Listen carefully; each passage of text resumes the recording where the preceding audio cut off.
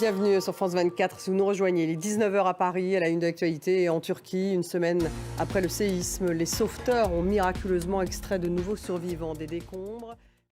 En Turquie, une semaine après le séisme, les sauveteurs ont donc miraculeusement extrait de nouveaux survivants des décombres, dont une fillette de 10 ans, à Kahramanmaraş.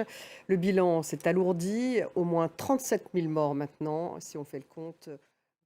Et puis une semaine après ce puissant séisme, l'aide humanitaire est toujours bien sûr essentielle pour les sinistrés, avec des difficultés supplémentaires en Syrie. Côté syrien, c'est la guerre, bien sûr, cette difficulté, et puis ce régime syrien.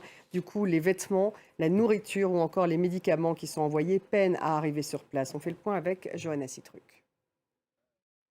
En Israël, des dizaines de milliers de personnes ont manifesté à Jérusalem devant le Parlement contre un projet de loi de réforme du système judiciaire, un projet de loi susceptible de réduire l'indépendance de la justice. On fait un point en images avec Johanna Citruc. En Ukraine, la situation se complique encore un peu dans la région de Bakhmout, où l'armée russe semble progresser dans ce qui pourrait être le prélude à une nouvelle offensive majeure de Moscou, au lendemain de la capture d'une localité dans cette zone, capture revendiquée par le groupe russe Wagner. Julia Guggenheim.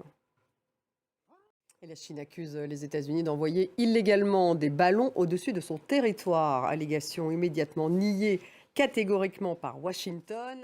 Voilà, ce sera le thème du débat dans quelques minutes. Sachez qu'une petite météorite a survolé le nord de la France la nuit dernière. Elle s'est désintégrée au-dessus de la Normandie en illuminant brièvement le ciel sans faire de dégâts. Merci de nous avoir suivis. Restez avec nous dans quelques minutes. Le débat justement consacré à cette guerre des ballons entre les États-Unis et la Chine. Assiste-t-on effectivement à une guerre? Que révèlent ces ballons? Sont-ils effectivement des ballons espions? On va poser toutes ces questions à nos invités dans le débat.